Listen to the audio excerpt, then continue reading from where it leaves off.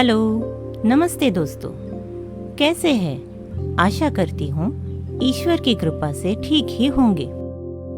पिछले 2 वीडियोस पर ढेर सारा प्यार देने के लिए बहुत बहुत धन्यवाद। अगर आप इस चैनल पर नए हो और पिछले वीडियोस को नहीं देखा हो तो इस वीडियो को देखने के बाद उन्हें भी चेकआउट कीजिए और चैनल को सब्सक्राइब कीजिए। क्या आपके मन में भी बहुत सारे सवाल हैं जिनके जवाब अब तक नहीं मिले? जिंदगी कभी कभी इतनी उलझन भरी हो जाती है कि समझ ही नहीं आता उनका हल कैसे ढूंढे। तो चलिए ऐसी एक कहानी सुनते हैं जिससे शायद आपको कुछ मदद मिल जाए। 22 साल की अनन्या जिंदगी के एक उलझे हुए मोड़ पर खड़ी थी।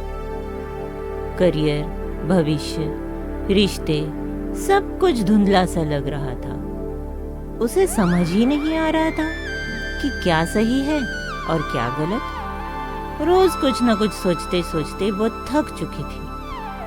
उसके चेहरे की उदासी देखकर एक दिन उसके माता पिता ने जंगल सफारी पर जाने की ट्रिप प्लान की। अनन्या को न कुछ उत्साह था और न ही कोई उम्मीद, लेकिन वो चल पड़ी। जंगल में पहुंचते ही एक अलग सन्नाटा था। ऐसा सन्नाटा जो डराता नहीं था बल्कि जैसे कुछ कह रहा हो। जंगल सफारी की जीप में उनके साथ उनके गाइड रघुवीर बैठे थे, जिनकी आंखों में सालों का अनुभव और आवाज में एक गहराई थी। उन्होंने मुस्कुराकर कहा, हर किसी का यहाँ पर आने का मकसद अलग होता है। कोई सिर्फ जानवरों को देखने, तो कोई सिर्फ उनकी तस्वीर खींचने और कुछ अपने सवालों का जवाब ढूंढने आते हैं। फिर अनन्या खिड़की से बाहर देखने लगी। थोड़ी देर बाद जीप रुकी। दूर घास में कुछ हलचल थी। देखो देखो, वहाँ चीता है, दुनिया का सबसे तेज दौड़ने वाला जानवर। लेकिन ये तब तक नहीं दौड़ता जब तक ज़रूरत न हो। ताकत तभी काम आती है जब उसका सही वक्त हो। अनन्या ने सोचा, मैं तो हर वक्त दौड़ रही हूँ, बिना सोचे समझे कि कहाँ पहुँचना है।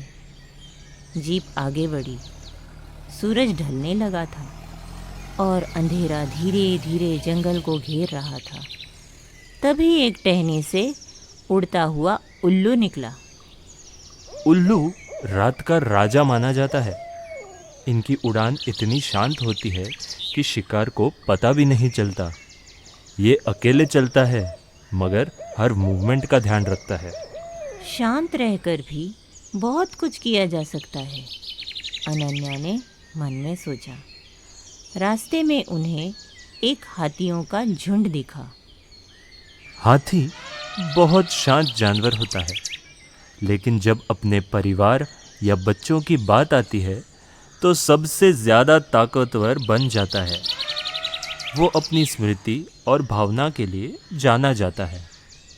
ये सुनकर अनन्या ने अपने माता पिता की ओर देखा और महसूस किया कि वो कितनी भाग्यशाली है कि उसे ऐसे समझदार माता पिता मिले।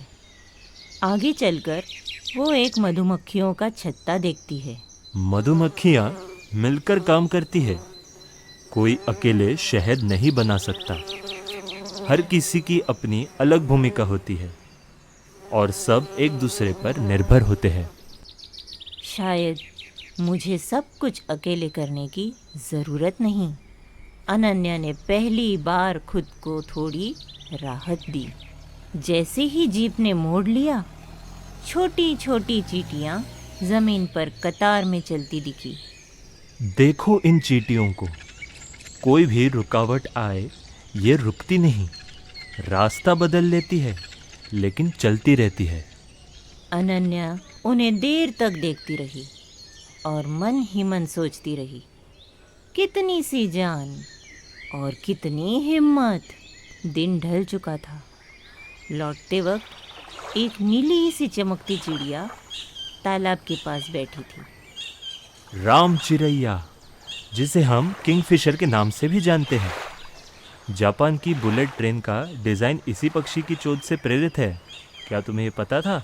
ये जब पानी में गोता लगाती है तो बिना छींटे उड़ाए अंदर जाती है। अनन्या हैरान थी। मतलब एक चुपचाप पक्षी एक तेज ट्रेन की प्रेरणा बन सकती है। हाँ, कभी कभी जवाब वही होते हैं चाह हम ढूंढते नहीं, बस देखने का नजरिया चाहिए। जब अनन्या घर लौटी, उसकी समस्याएं वही थी, लेकिन अब उसे उनसे डर नहीं लगता था। अब उसे एहसास था कि उलझनों का हल किसी बड़ी किताब या बड़े इंसान से नहीं, बल्कि आसपास की छोटी चीजों में भी मिल सकता है। प्रकृति हर दिन हमसे कुछ कहती है। जवाब हवा में, पेड़ों में, जानवरों की चाल में छिपे होते हैं। बस देखना और समझना सीखो, जिंदगी बदल जाएगी। ये तो थी अनन्या की कहानी। अगर आपको भी अपने उलझनों के जवाब प्रकृति से मिले हो तो कृपया कमेंट करके बताइए। वीडियो को लाइक कीजिए और अपने दोस्तों और परिवार के साथ शेयर कीजिए। और हाँ, बेल आइकन दबाना मत भूलना।